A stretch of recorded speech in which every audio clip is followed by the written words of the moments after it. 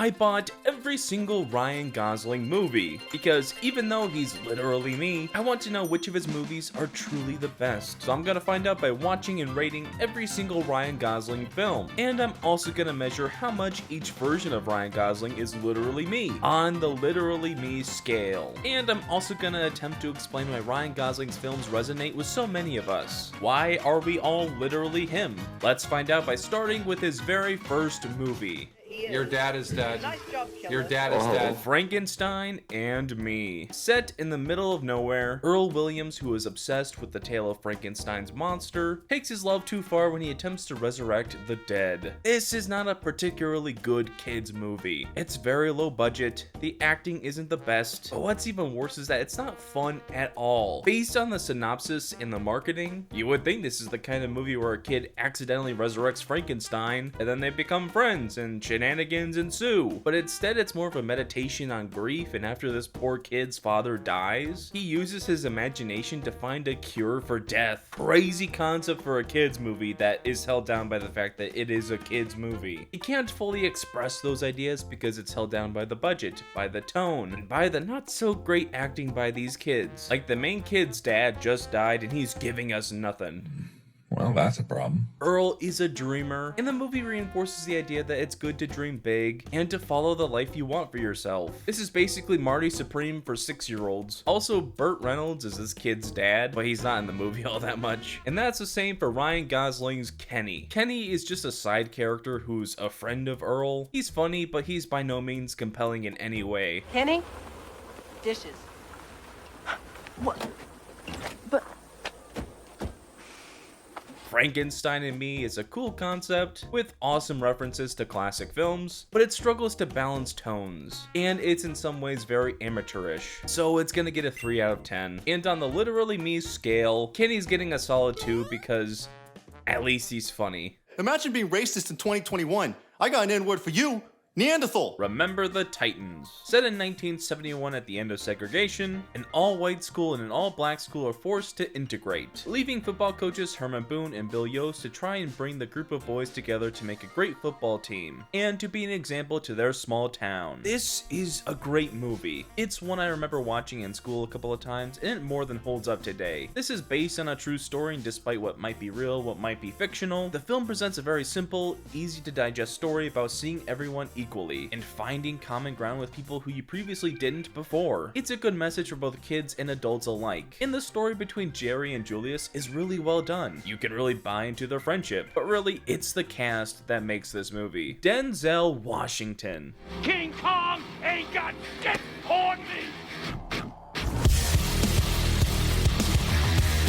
He is just excellent here, what else can I say? But just as excellent is Will Patton. I think these two together make a truly underrated acting pairing. They both deliver fantastic performances, and pretty much all the actors for all the boys do great work here as well. Each player feels like unique individual characters, and Ryan Gosling plays Alan Bosley, one of the tertiary football characters. For what little he gets, he's fine, but this isn't by any means a standout performance. All in all, Remember the Titans is a pretty darn good sports movie, with a wonderfully done story. It is a bit cheesy at times and maybe a little too kiddie for the subject matter, but it's still pretty darn good. So it's gonna get a solid 8 out of 10. And because Alan Bosley isn't the most memorable character ever, he's only gonna register at a 2 on the literally me scale. No, I'm not a zombie. I'm not a zombie. Wait, what?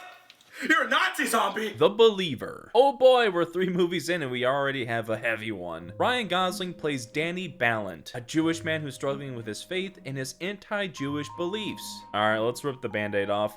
He's a neo-Nazi. Obviously, this is a very loaded movie, and we're not going to delve too deeply into the subject matter here. But even though the film never paints Danny as a good person, it does make an effort to properly develop his inner turmoil. The conversations he has with other characters and the scenes he has alone where he does things that seem out of character for his new persona illustrate his ever-changing beliefs very well. But as I have mentioned, the movie is very clear that Danny is not a good person. There are very many harsh depictions of hate crimes and prejudice that unfortunately feel very real and are not easy to watch. Because of how low budget this movie is, it's not very cinematic at all, not even in the slightest. A lot of the time it feels like an artsy home video, and cinematography, what's that? Ryan Gosling gives a fantastic performance here. You can see the inner turmoil in his performance, the years of built-up rage and aggression, and in other parts you can see the guilt the character feels. He sells every shade of Danny very well. The Believer is a very well done, low-budget movie that portrays a story many wouldn't touch with a 10-foot pole, so the movie is gonna get a solid 7 out of 10. And Danny Ballant is gonna get a 0 on the Literally Me scale, because, you know what? He's not literally me. The numbers, basically. What do they mean? Murder by numbers. After two teenagers pull off what they think is the perfect murder, Detective Cassie Mayweather tries to catch them. This is a very okay thriller. The most interesting part about it is the two boys, Richard played by Ryan Gosling and Justin played by Michael Pitt. These two are the center of the movie, and as we learn, they feel compelled to do this murder because they both develop the sense of nihilism. They both come from broken families, and while they have two different perspectives, with Richard being the popular kid and Justin being a loser, they come together to commit this crime that can't be solved in order to feel like their lives have meaning, that they have some sort of power. Both of these actors have chemistry with one another, and they're easily the most compelling aspect of Murder by Numbers. This is also one of the rare times where Ryan Gosling plays the villain, and he makes for a pretty threatening, intense villain, even if he has to fight against this garbage green screen. The cop procedural investigation is kinda meh. There are some story moments that don't follow, there are some big stretches, and there are some character decisions that don't make sense. Also, there's a monkey for some reason. Monkey. Sandra Bullock is fine, but her character is kind of a mess. The movie wants to portray her as this tortured character with a rough past, but she just winds up coming across as a pushy, drunk sex pest. And the directing, the dialogue, and every technical aspect of this film is nothing to write home about. So Murder by Numbers is getting a 4 out of 10. And on the Literally Me scale, Richard is getting a 4. Because while he is a murderer, he's also like the coolest kid in school, man. He's got the bitchin' jacket and he smokes. Gosh, I wish I were him. Do not diddle kids, it's no good diddling kids. The Slaughter Rule. After the death of his father and getting kicked from his high school football team, Roy Chutney is recruited by a disgraced former football coach to start a new team. Before watching this film, I assumed it was another inspirational football movie about overcoming hardships and redemption and good stuff like that. But The Slaughter Rule is really not that. Not at all. It's more of a character drama, where Ryan Gosling is trying to find some comfort after his dad's passing, but the football coach is in love with him. Yep. Did not expect the coach to be a predator who makes all the boys on his team very uncomfortable. But here we are. The Slaughter Rule is a complete mess narratively. It struggles to know what it's trying to say, and the pacing is just awful. The performances in the movie are solid. David Morse is the highlight of the film as this creepy football coach. The directing is nothing special, but I do enjoy the atmosphere of the movie. The setting is really pretty and captures the isolated feelings the characters experience. But yeah, man, the story is just kind of a disaster, and the subject matter makes it one I don't think I'm ever gonna want to rewatch. So The Slaughter Rule is getting a 2 out of 10, and Roy is getting a 1 on the Literally Me scale, because I don't really know who the character even is. But he did do a yodel, and that was pretty cool. Oh gosh. Yodelay, yodeloo, yodelay. The kids are all dead. Mission failed. The United States of Leland. Ryan Gosling plays Leland Fitzgerald, a teenager who commits a seemingly senseless murder. There's a lot to appreciate about this movie, and there's also some things that don't quite work. The vast majority of the film is a meditation on grief and life, and the reasons behind the things we feel and experience. And we see this with how Leland sees the world, and in everyone's reaction to the awful deed he did. The family of this young boy shows every shade of grief. I think in that aspect, and with the pacing, the direction, and the overall tone, the film works extremely well. But the central character of Leland is kind of a big mess. The film attempts to use him to explain how people do unexplainable acts, and it just doesn't do that very well. Leland is clearly on the spectrum in some way, and he struggles to understand his emotions and the reasons behind his actions. So a large portion of this movie is flashbacks, where Don Cheadle's character helps Leland understand past scenarios and come to some sort of a conclusion. But the issue is that there really isn't much of a conclusion, and a lot of these conversation scenes go on for a long time, and there are some story beats that are just flat out odd. Like the first time Leland experiences and recognizes a romantic love is with this random lady from New York who he met when he was a child, and she absolutely groomed him. Like, what the hell was any of that? Pedal faster! I can't go any faster! Where you going, kids? Hey, I just want to talk to you. Why don't you come over to my place for a glass of wine and a couple of fruit pies, and then we can go in the back room and play crazy snakes? but the performances do bring it back for me a bit. Don Cheadle and every member of this family is solid, but man, Ryan Gosling is just transformative here. He truly made Leland a unique character, and his awkward way of walking and talking sold the performance perfectly. So all in all, I'm gonna have to give the United States of Leland a solid 6 out of 10. And on the Literally Me scale, Leland Fitzgerald is getting, I guess, like a 5 out of 10. That sounds good. Oh, it's my book club, Peter. Come join us. Oh, okay.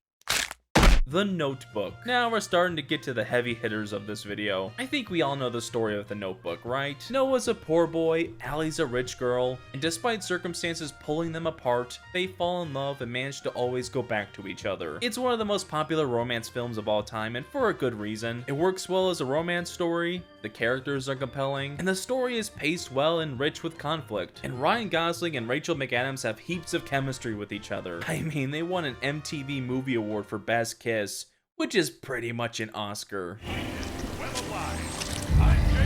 Some people have called this movie cliche, which it certainly is, but it's based on a Nicholas Sparks novel. That cheesiness, that wholesomeness, that clichéness is baked right in. It's a selling point. Sometimes you want a movie that isn't very challenging. You want a movie that's gonna entertain you for a couple hours, make you feel something, and stick with you. And that's exactly what The Notebook does so well. And something that evolves the story into something even better is the modern day segments with the old versions of Noah and Allie. Them dealing with her dementia and trying to connect with one another is just another form of what this entire movie is. It's these two people who love each other, trying to be with each other. And yeah, that ending is super sad. The Notebook is a classic romance film. It's well acted, well directed, and it's from that era of early 2000s where every movie looked really good for some reason. It's getting an 8 out of 10. And on the Literally Me scale, Noah Calhoun is gonna earn a strong 7. He's just a lover boy who dedicated his whole life to winning her back. You gotta respect it. And if you're wondering what the Literally Me scale means, I don't really know. I'm just kind of making it up as I go. Everybody stay calm. What's the procedure, everyone? What's the procedure? Stay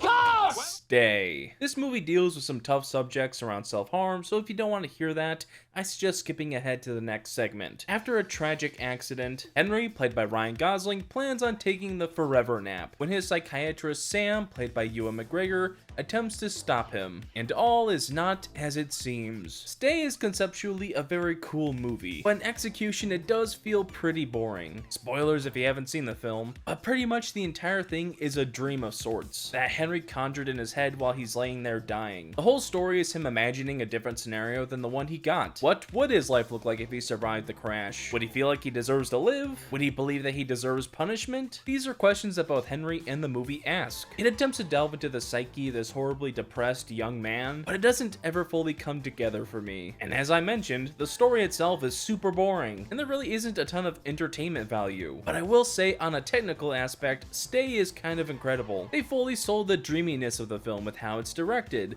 with the wonky set design, and with all the transitions. Seriously, I think most of the film's budget went to the transitions.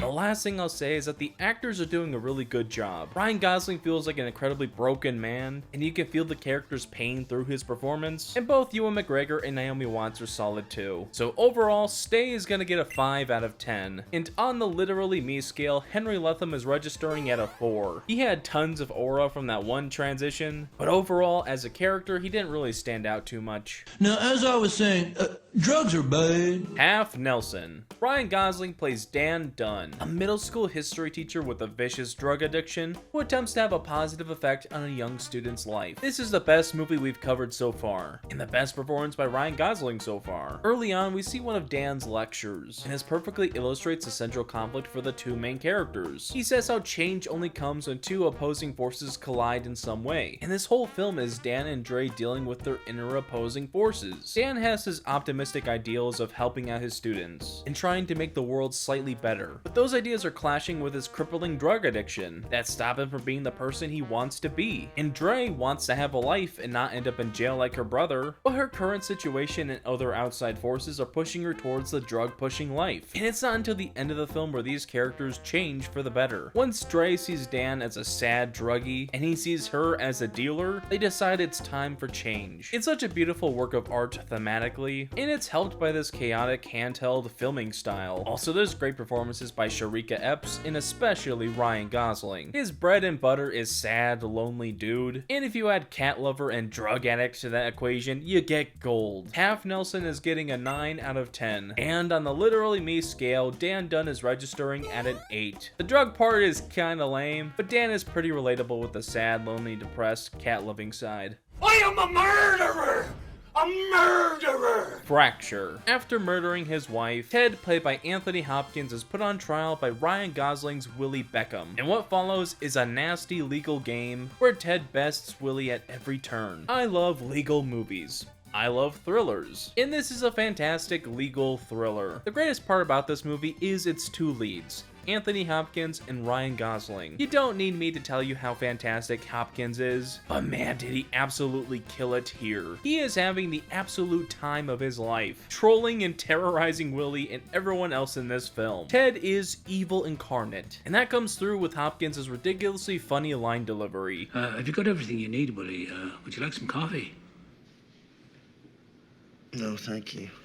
Ryan Gosling's Willie is a fantastic character too. He has his compelling arc of becoming a better person and seeing the real value of the job he does. At the beginning, he's eyeing a private sector job where he gets a lot of money, but he wouldn't really be doing anything important. So as the story unfolds, he realizes the importance of what he does and that putting these terrible people away is a benefit to society. And Ryan Gosling once again becomes a sleepless, desperate mess. And he is fantastic here. Fracture has a great story, it's very well directed, and the actors are doing a terrific job. There are a few things that don't completely work. For example, I saw the twist around the murder weapon a mile away, but still, overall Fracture is very, very good. So it's getting an 8 out of 10. And on the Literally Me scale, Willie Beckham is getting a solid 6. What the happened? Today I found a toy called the Poopsie Slime Surprise Unicorn. Lars and the Real Girl. Ryan Gosling plays Lars Lindstrom, an antisocial man whose loneliness drives him to purchase a doll that he believes is his living, breathing girlfriend. I've known about the Ryan Gosling doll movie for a long time now, and I'm astonished to say that despite how weird it actually is, it's one of the most touching, heartwarming movies I've ever experienced. Lars has this wonderfully done story about seeing the love that's all around him. When we first meet him, he's living in this cold, lonely world. He's secluded from everyone in his community and even his own family. Give this to somebody nice. Hello, Lars.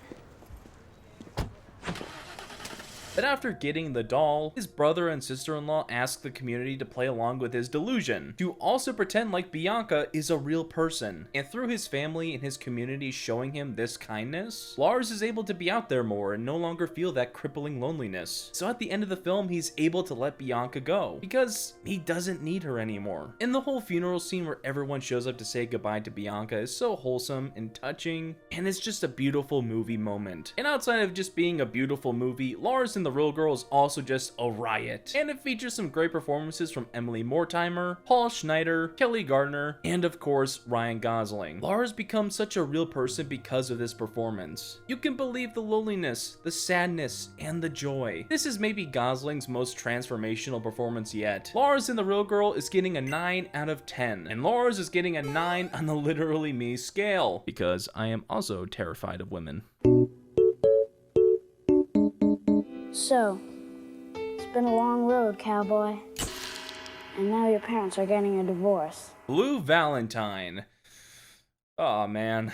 This movie is about Dean, played by Ryan Gosling, and Cindy, played by Michelle Williams, and their entire relationship. The happy, idealistic beginning, and the rough, dreary end. And man, I've always heard people call this an anti-romance movie, and they completely undersold it. This is a devastating watch. It fully explores the idea of two people falling out of love with each other. In the flashback scenes, it's filmed and written like a very wholesome romance story. Gosling and Williams have great chemistry with each other. They have plenty of cute scenes, and while there is some conflict, it's ultimately a happy time. But in the modern day, the entire film is caked in this layer of dread. These two are trying to make it work, but they fight with each other at every turn. They're older, unhappy, and completely falling apart. And Ryan Gosling has the absolute worst receding hairline I've ever seen. Bro looks like Megamind. He has a straight up 9 head. If his hairline recedes any further, it's gonna be fully behind him. Stop!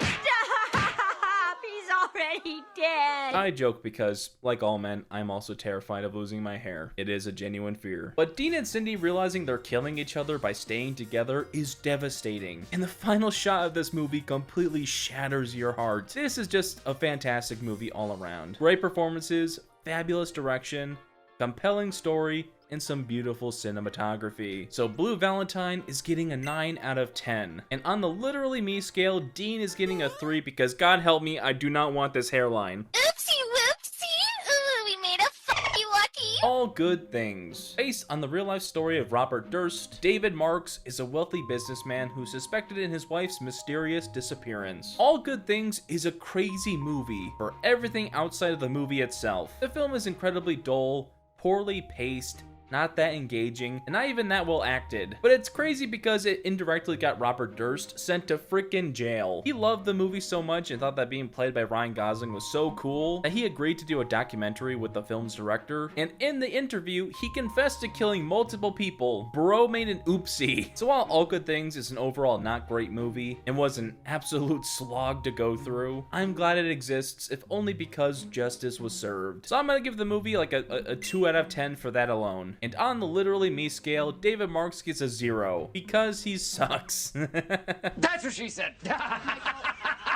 Crazy Stupid Love. After getting divorced, Cal Weaver, played by Steve Carell, is mentored in the ways of modern dating by Ryan Gosling's Jacob Palmer, and shenanigans ensue.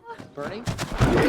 This is just an all-around a good rom-com. It's inoffensive, it's entertaining, it doesn't overstay its welcome, and it's narratively sound. Throughout the movie, we're shown a bunch of different story arcs that all deal with these characters' love lives. Steve Carell is in love with Julianne Moore. Ryan Gosling is in love with Emma Stone. Marissa Tomei and the babysitter are both in love with Steve Carell. I'm in love with Emma Stone, blah blah blah blah, so on and so on. All these story arcs are pretty cool on their own, but they also intertwine in a very satisfying way. The scene where everything is revealed and the emotions are running high, and all the guys are fighting is just hilarious, because the movie took the time to set things up properly, and all the performances are sound. Steve Carell is of course one of the funniest people to ever live, Gosling is solid too, and Stone, Moore, and everyone else is great as well. Crazy Stupid Love is just an all-around solid movie, so it's getting a 7 out of 10. But on the Literally Me scale, Jacob Palmer is only gonna register at like a 3, because let's be honest, we all prefer the sad, depressed Ryan Gosling.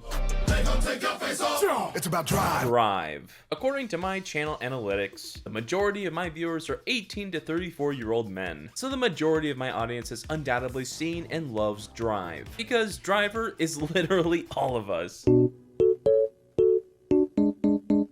All jokes aside, we all know Drive, we all love Drive. It's one of the greatest movies ever made, and I'd go as far as to say it's Ryan Gosling's magnum opus. Driver is an endlessly compelling lead character. Despite being a quiet man who doesn't say very much at all, we understand so much about him through Gosling's performance. With a glance, we can tell that he's angry. With a single look, we can tell that he's catching feelings for his neighbor. And there's one especially intense moment where he knows he's in deep in some awful business, and his whole body is shaking. Truly an impeccable performance by Gosling. And Driver isn't just a one-note, heroic protagonist. He's flawed and sometimes does bad things, but he still tries to do good at the end of the day, which makes him kind of a compelling hero. The rest of the cast is fantastic as well. Carey Mulligan, Oscar Isaac, Ron Perlman, Bryan Cranston, and especially Albert Brooks. The frickin' dad from Finding Nemo is a terrifying villain.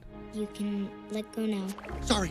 Nino, get the out of here. Even outside of the noir story and the characters, Drive has this atmosphere that I can't describe as anything other than Kino. Everyone knows that Drive was filmed before Los Angeles switched from HPS lights to LED lights, but the HPS lights really do make this movie look as beautiful as it is. That orange glow in all the nighttime shots simply cannot be beat, and there are so many iconic moments that make great use of it. Also, LED lights are just ugly as hell. I see what LA looks like today and I just want to crash out.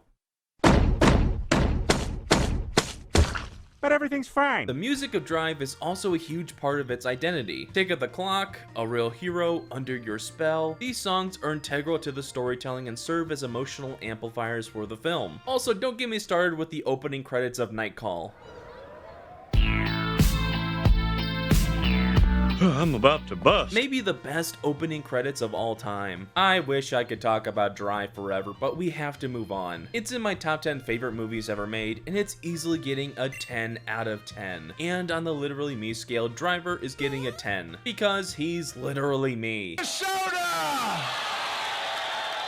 The Ides of March. During the Ohio Democratic primary, Ryan Gosling, Stephen Myers serves as press secretary for Governor Mike Morris's campaign, and he has to navigate a new scandal. I enjoy me a good political thriller, and man is this a darn good political thriller. The best part about it is how it shows what politics does to people. In the beginning, Mike and Stephen are idealistic and hopeful, and thinking that they're doing the right thing and fighting the good fight. But as the movie goes along, the layers get peeled back, and we the audience see the truth that we all know in the real world. All politicians unanimously suck. They're all basically subhuman. The scenario reminds me of this popular meme of a guy playing Uno. Mike Morris was never this great guy. He was always this scumbag who cheated on his wife with an intern and would do all sorts of crappy things to win this election. And while Steven in the beginning shows some moral character and some backbone, he too gets corrupted. And seeing his lifeless eyes in the end as he becomes just another cog in the machine is soul crushing. And you have to praise Ryan Gosling. This isn't a top tier performance from him, but he's solid through and through. I mean, that one shot of him behind the windshield, man,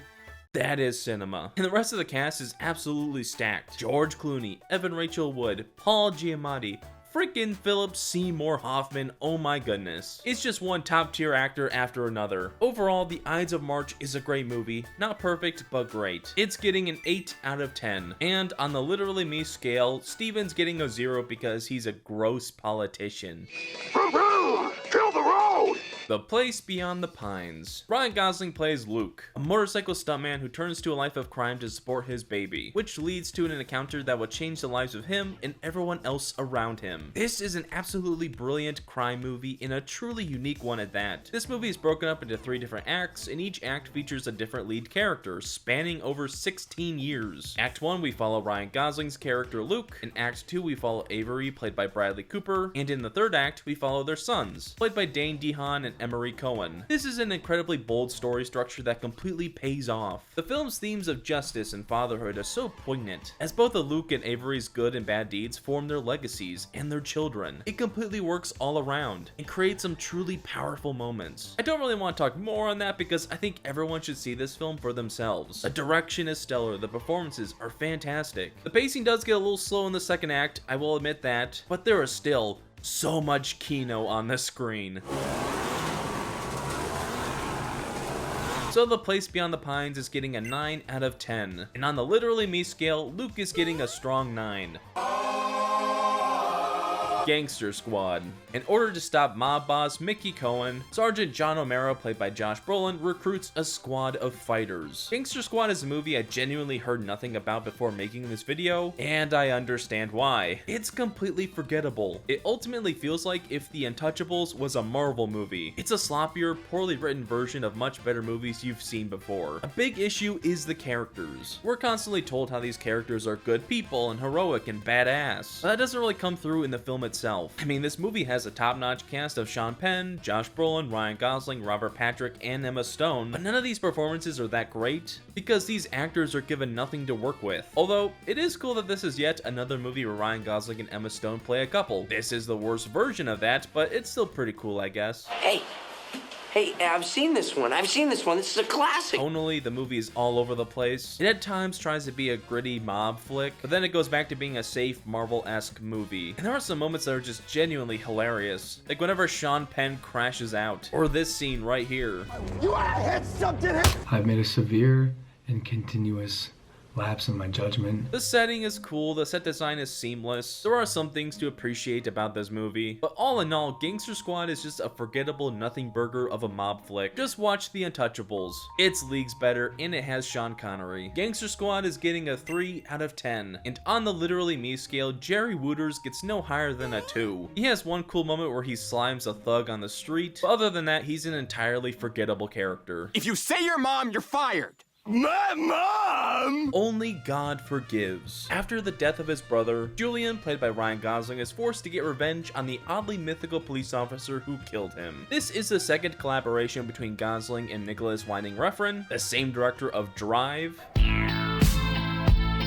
And while I love his work in Drive, there were a lot of creative decisions that really hurt Only God Forgives. This is a mostly visual movie with very little dialogue. Ryan Gosling only has like 17-ish lines. And while that could work, the execution is hurt by the artsiness of it all. There are hallucination scenes and ambiguous moments that take you out of the story, which is a shame because there is a good story here about family and the sometimes complicated relationships between brothers. But it just gets buried in some pretentious nonsense. Ryan Gosling is fine, but he's really not the standout. Kristen Scott Thomas and Vithaya Pantagarm are the real standouts. I mean, this randomly godlike police officer is just hilarious. Every time he slashes someone up with his sword, he just hits the karaoke bar afterwards.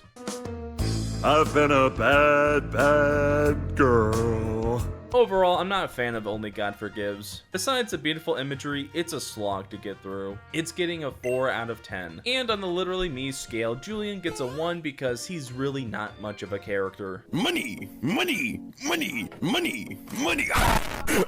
The Big Short. Based on a true story, The Big Short is about different groups of people who see the oncoming 2008 housing market crash. There isn't any other movie in this video that has bummed me out quite like this one. Our economic system isn't the best thing in the world, but The Big Short emphasizes how it's made needlessly complex on purpose, so that people can always get away with shady, illegal stuff. I had trouble understanding a bunch of the complex legal jargon in the film, and that's entirely by design. The movie literally had Selena Gomez, Anthony Bourdain, and Margot Robbie in a bathtub explain these complex financial terms, and it still never made complete sense. The Big Short also has some of the most horrific depictions of greed that just shatter your heart and make you lose all hope for the human race. I'll tell you how much I'm worth.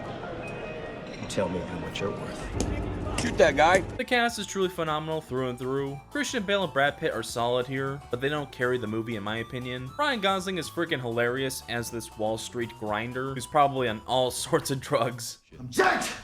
I'm jacked to the tats! But Steve Carell absolutely stole the show. He was the heart and soul of this movie. He was the hero, one of the only guys who actually cared about normal everyday people. His performance riveted me, devastated me, and I totally forgot I was watching freaking Michael from The Office.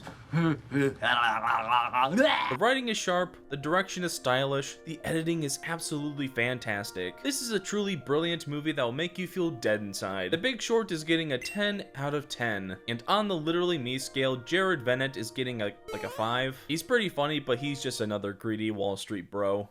What you did was not nice!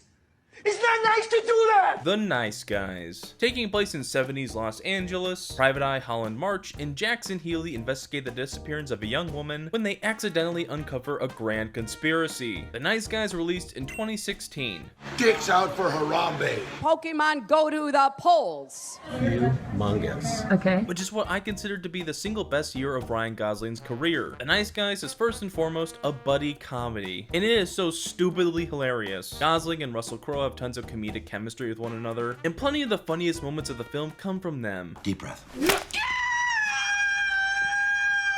Even outside of the comedy, March and Healy have solid character stories. They're kind of lowlifes who are only in this work because of the money, but during the course of the movie, they find out they could be more than that. They could be a force for good in this world. Healy is more than just a violent bruiser, and March is more than an alcoholic mess. What can I do you for?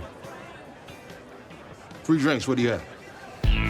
This movie was directed by Shane Black, and I had to say this is his best work ever. The movie is very stylish, and while there isn't a crazy amount of action, the actiony bits that are here are very well shot, and everything from the character writing, to the music choices, to the atmosphere of the film makes The Nice Guys one of the most underappreciated films of all time. We truly live in a messed up world. Because this came out nearly 10 years ago, and we don't already have 2 sequels for it. The Nice Guys is getting a 10 out of 10, and on the Literally Me scale, Holland March is also getting a 10, because again, he's literally me. No, there's a mistake. Moonlight, you guys won Best Picture. La La Land. Oh boy, oh boy, oh boy. Ever since I started this channel, I've waited for the opportunity to talk about La La Land, because it's absolutely one of my favorite movies of all time, and dare I say, it's the best movie of this century so far. I think we all know this story, right? Mia, played by Emma Stone, is an aspiring actress, and Sebastian, played by Ryan Gosling, wants to own an authentic jazz club. There are two people with big dreams, and this movie is about their relationship and their pursuit of those dreams. The story of La La Land is absolutely beautiful, both in its substance and with how it's executed. This is a musical, so of course it uses music, singing, and dancing to tell the story. Justin Hurwitz's score is integral to the film, and often reveals things about the characters and what they're feeling in certain moments, especially whenever Mia and Sebastian's theme starts playing. Every time you hear those damn piano keys, you know you're about to witness something important.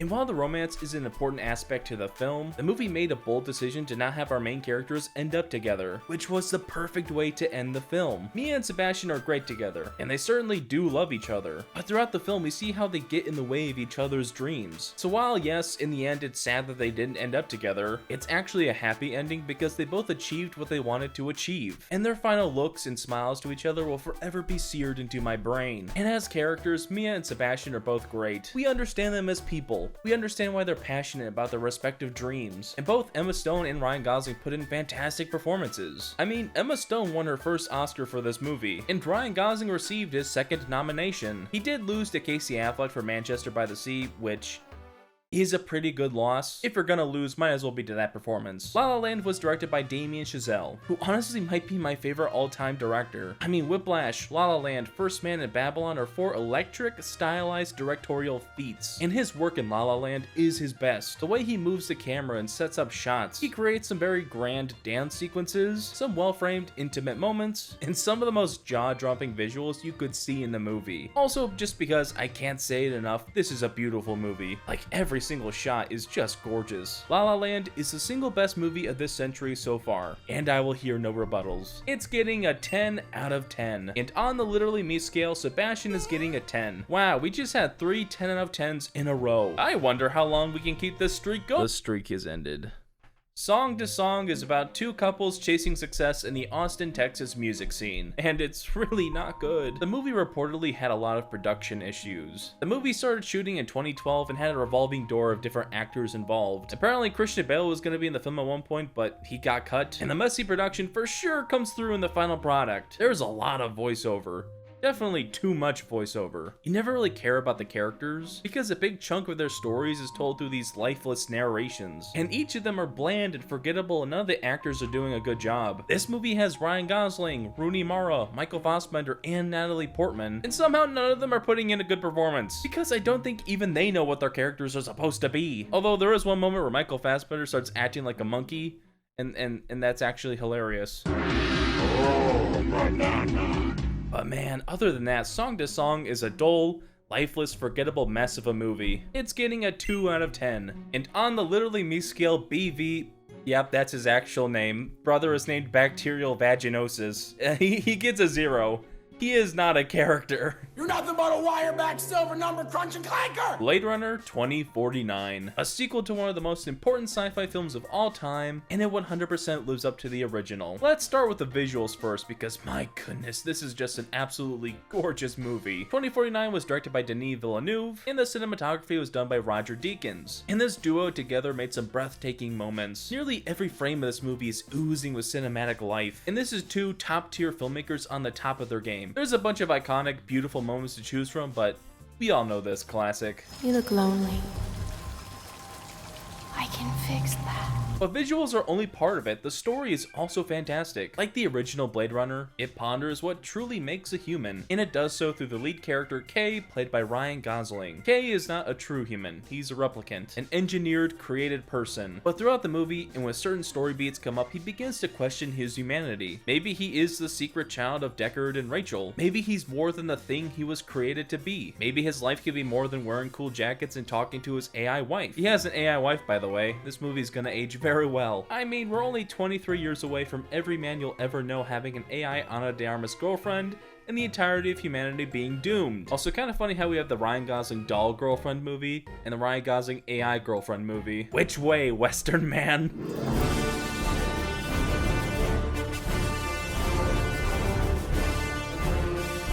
But as Kay learns, his humanity is not defined by how he came to be, it's defined by his actions. So even when he lies in the snow in one of the coolest bleed out spots a guy can have, he dies accepting the fact that even though he isn't human, he is human. Man, there's so much to say about this movie, but just not enough time. So Blade Runner 2049 is getting a 10 out of 10. And on the Literally Me scale, Kay is getting a big fat 10. Because let's face it, we're all literally him. Being like a rocket ship. First Man. Based on the true story of the Apollo 11 mission, Ryan Gosling plays Neil Armstrong, the first man to walk on the moon. This is a very underappreciated Ryan Gosling movie because it truly is excellent. As I mentioned in the La La Land segment, First Man is directed by Damien Chazelle, and like all his work, the directing here is electric. These space sequences are some of the most creatively filmed, realistic depictions of historical space travel I've ever seen. You feel the danger, the isolation, the sheer terror of spaceflight. This is a visually beautiful movie with an even better story. From what I understand, First Man did get a lot of stuff correct around the NASA missions and all that, but Neil Armstrong's story is pretty much historical fiction. It depicts Neil as someone who is able to shut himself off from his emotions, and as someone who pushes his grief down over his daughter to finish the mission. This story leads to conflict with his wife and his family, and he has to continually keep himself from falling apart. But his story comes to a head during the Apollo 11 mission when he brings his daughter's bracelet and he lets it go, finally able to accept her death and finally able to let go of that grief and that pain. It's a beautiful moment made even better by Gosling's layered performance. He absolutely feels like a completely different person here. It's incredible. There are so many great things to say about First Man. The special effects are Oscar winning, the score is Oscar worthy, and there's a certain vibe and gravity to the film that is totally unique. First Man is an exceptional film and one of Ryan Gosling's best. It's getting a 9 out of 10. And on the Literally Me scale, Neil Armstrong gets a 7. Netflix streaming. Buffer for 20 minutes, then watch 35 minutes of a movie with Jason Statham. The Gray Man. After discovering a highly classified piece of intel, Sierra 6, played by Ryan Gosling, is hunted down by the government. I procrastinated watching this movie for the longest time because there are a few things that seem as agonizing as watching a Russo brothers Netflix movie. And yeah, this movie is exactly what I suspected it to be. It's just so bland and unoriginal. If you've ever seen any movie where a character is on the run from some sort of organization,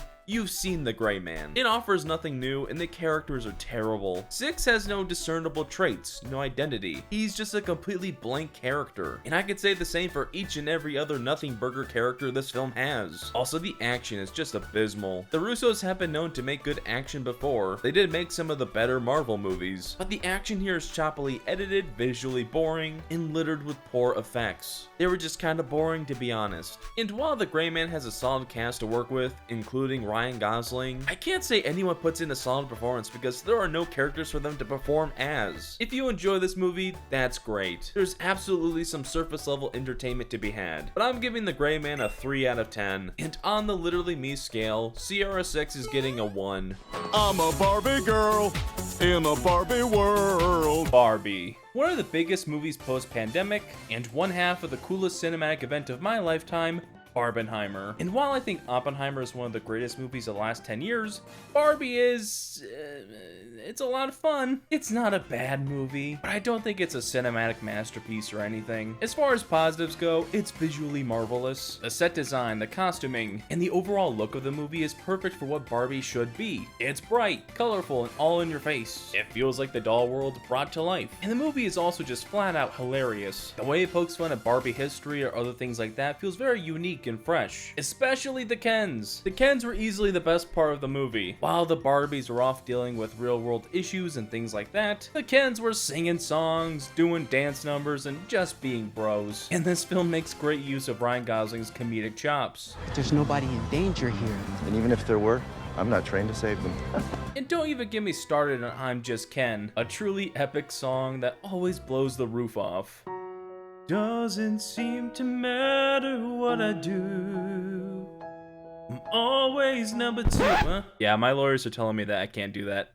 Oops. My biggest issue with Barbie is the script. Greta Gerwig's writing is usually very strong. I love both Lady Bird and Little Women, but the script seems kind of unsure of what it really wants to be. I've seen different people take away many different things from this movie. Some say it's a purely feminist film. Others have strictly called it a pro-male movie with a tragic end, and some say it's about nothing at all. And while I think it is fine for a movie to be open for interpretation, I highly doubt that was the intention for the Barbie movie. And while this is a fun flick with great performances from Gosling and Margot Margot Robbie, its deeper messages get lost along the way. So Barbie is getting a 7 out of 10. But on the Literally Me scale, Ken is getting a 10, because I am also enough. A man has fallen into the river in Lego City. The Fall Guy. Ryan Gosling plays Colt Seavers, a stuntman who's in love with the director of a new movie where the main actor gets involved in a mysterious crime. This is a perfectly fine action comedy with some romantic elements. There's nothing too inoffensive about it, and it's perfectly entertaining. All the action and stunt work is really exciting, and I love how much this movie appreciates stunt performers and their craft, which is something the industry hasn't always been great at. I mean, there's finally gonna be a best stunts category at the Oscars,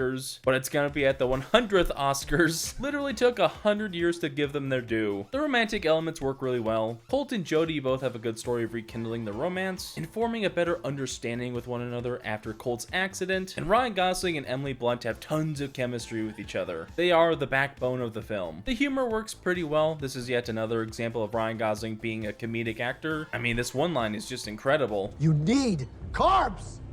Your brain runs on glucose! But my biggest issue with the movie is how meta it tries to be. It's constantly doing a wink wink nudge nudge towards the camera, where the characters are describing something about the space cowboy movie they're making, and of course what they're saying also applies to their real life. The movie feels too much like the characters know they're in a movie, and it did get a bit old after a while. But still, The Fall Guy is a pretty fun movie, and it's perfectly enjoyable. It's getting a 7 out of 10, and on the Literally Me scale, Colt Seavers is getting a 6. I appreciate that he's a lover boy, but that's about it. But before we move on to the newest Ryan Gosling movie, I want to say we are so close to 100,000 subscribers. If you're enjoying this video and want to see more, make sure you hit that subscribe button. But now, let's move on to